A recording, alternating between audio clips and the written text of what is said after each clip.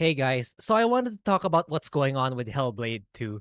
So, for some reason, Xbox just can't seem to get it right when it comes to games. For some reason, one of the wealthiest companies in the world doesn't know how to make money out of video games, apparently, which is kind of odd. And I feel kind of sad about it because I know I sound like I'm hating on Xbox, but in fact, it's quite the contrary. I want them to succeed because, I've said this already before. If Sony is left to their own devices, it's going to be insane. The PS6 is going to be priced at 1K, and then they're going to make some shitty excuse about it, about the economy and stuff like that. That's why I want Xbox to succeed, whether it is through Game Pass or pushing Xbox or simply just making good games. Like let's think about the worst case. Let's say Xbox, which is kind of we arguably it's kind of like dying off. If Xbox dies or if Game Pass fails, even though they put Call of Duty in it, like their Microsoft's last line of defense will be to simply develop games for existing platforms. That's why they're kind of pushing all of their games to be multi-platform. So they have that in place. But yeah, even in game development, they just can't seem to get it right. They seem to be taking L after L after L. It just shows in this latest release of Hellblade 2. I was expecting the game to be at least a solid because the first game, Hellblade 1, Sinless Sacrifice, was generally well received. And it was by Ninja Theory. Yeah, you could probably say, "Oh, Grae, you just don't like Ninja Theory's games." And I can prove you wrong. I like Enslaved, Odyssey to the West. I made a video about it in this very channel. And controversial as it may be, I also like DMC, their take on Devil May Cry. So you can't say that I'm just simply hating on the game or I simply don't like Ninja Theory games. I do like their games. But yeah, Microsoft seems to be, I don't know, they must be doing something wrong somewhere in the back end of the operations that the prominent developers like Arcane and then now Ninja Theory, why are they for some reason kind of lacking in terms of the quality of their games? Back when I didn't know what the general consensus was or the talk of Hellblade 2, I posted a poll in the channel if I should review Hellblade 2. And to my surprise, the answer was actually no. So the game couldn't even beat itself to make a video out of, which is kind of nutty in my opinion. Usually when I make these polls, like which game should I review next? But in this case, I just posted, should I review Hellblade 2?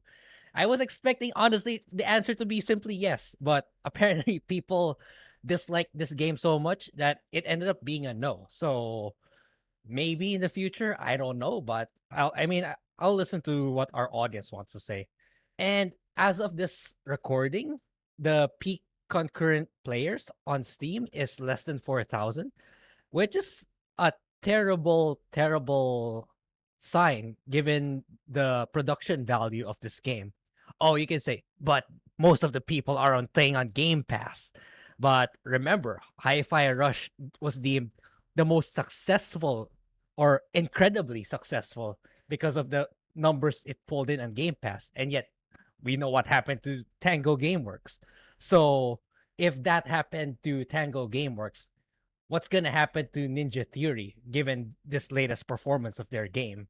So if Phil Spencer or Sarah Bond is going to make another apology tour because of this latest game, I don't think that's going to suffice anymore. I don't think that's enough.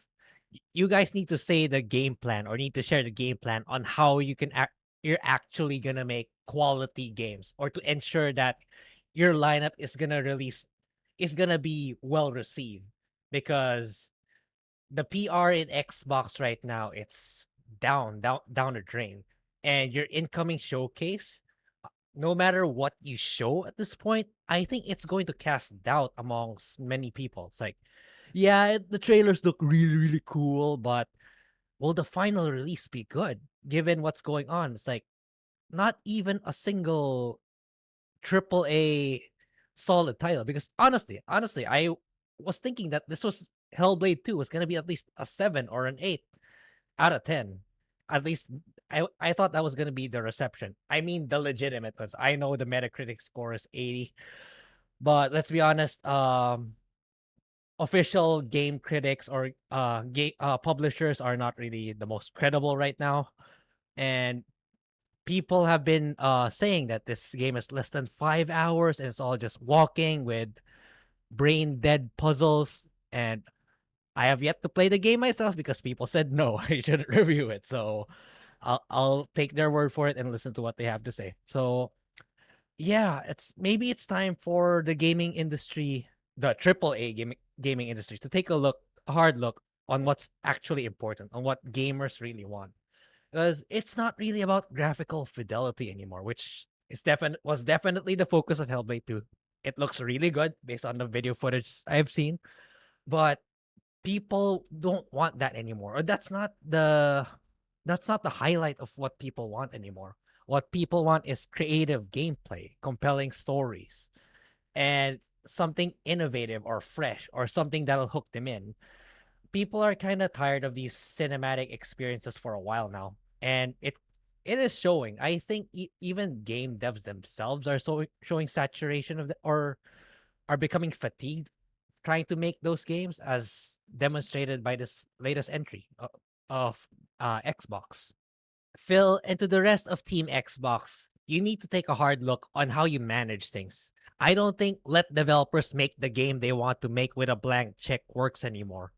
Or it never really did, ever since you mentioned that, I think. Maybe you got lucky with Hi-Fi Rush, but Xbox hasn't hit any strides ever since. So yeah, maybe there needs to be a balance between creative direction, what the developers excel at, and setting realistic expectations and without burning too much of the budget. That's probably the best way to move forward.